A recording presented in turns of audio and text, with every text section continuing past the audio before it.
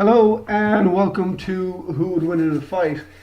In today's episode, I'd like to talk about a battle between two icons of the sporting world, two of the greatest teams ever to play the game of soccer in England and anywhere. We're looking at who would win in a fight between the Liverpool team of 1988 and the Manchester United team, the famed team of the treble season of 1999. Now, both teams are stacked with talent, absolutely stacked with talent. Liverpool had Bruce Grobbelaar, Gillespie, Alan Hansen, Gary Ablett. Okay, they Barry Venison, but we're going to let that one slide. Steve McMahon in midfield, Jan Malby in midfield, Stevie Nicol, John Barnes, Peter Beardsley, John Aldridge, and a really good manager in Kenny Dalglish. Man United as well, equally stacked. Alex Ferguson, possibly the top three managers of all time. Dave Schmeichel in goal.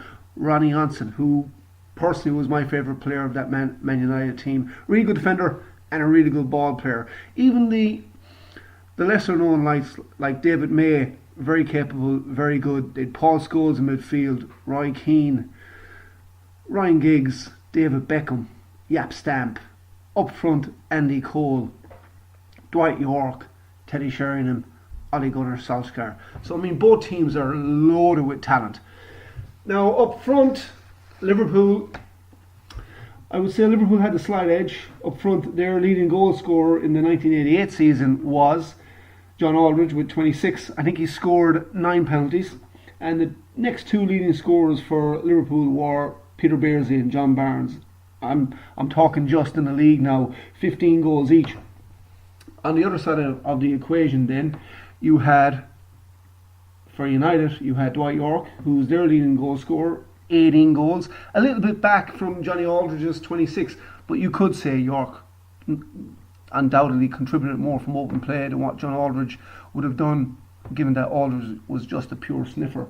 And assisting York would have been Andy Cole. He had 17 goals, and Solskjaer with 12. So there's really not much in it.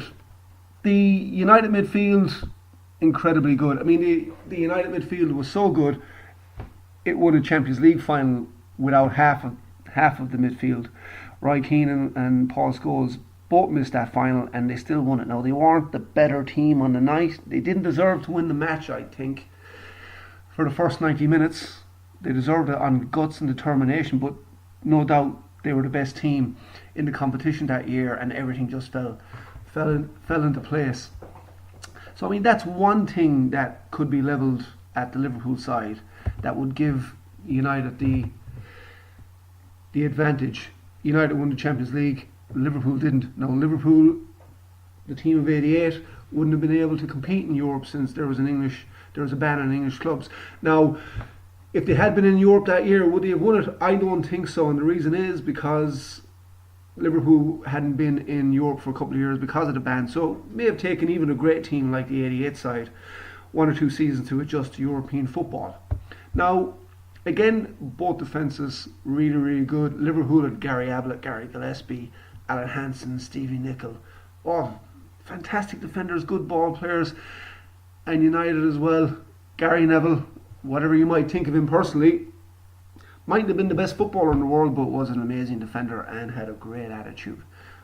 Not necessarily a great attitude if you had to play against him, but he had a fantastic presence on the field. And then you had Jaap Stamp and Ronnie Johnson and Dennis Irwin as well. Now, if you look, and for me, I think this is I might be letting the cat out of the bag a little bit. Before I go any further, just in terms of the keepers, I think United would have a slight advantage here. Only a slight advantage. Peter Schmeichel was the 99 keeper. Bruce Grobbelaar was the 88 keeper. I actually don't really think there's a whole lot in it. Schmeichel didn't make too many blunders. He seemed to be very consistent, very solid. I think in his career he only had a 3 or 4 week period that he seemed a bit wobbly, and I think in that span, I think they lost to Southampton 6-2 at the Dell. Bruce Grobbelaar noted for making errors, but when you look back in his career, they're few and far between. And he wouldn't have been at a top club like Liverpool for the majority of the 80s if he wasn't absolutely top notch. Now, if you look at the respective league tables, Liverpool in 88, back then it was 40 games in a league season. Now they finished with a points tally of 90. They won 26, drew 12 and lost 8. They scored 87 goals and let in 24, and they had a goal difference of 63. Now, they were 9 points ahead of the second place team, which actually was, coincidentally, was Manchester United, and a decent Notts Forest team came in third in 73, and then you had the previous year's champions, Everton, who were ominously on the slide at this stage. They finished fourth in with 70 points. United, on the other hand, in 1999, they were the best team in the league. I'm not even going to challenge that. They didn't finish top without being the best team in the league. It was a 38-game season, as it is now. They finished with a points total 79. Now, Liverpool had 2 games more played, and they had 11 points. So if United had played in a 40-game league season and won 2 extra games, they still would have fallen a little bit short of United's total.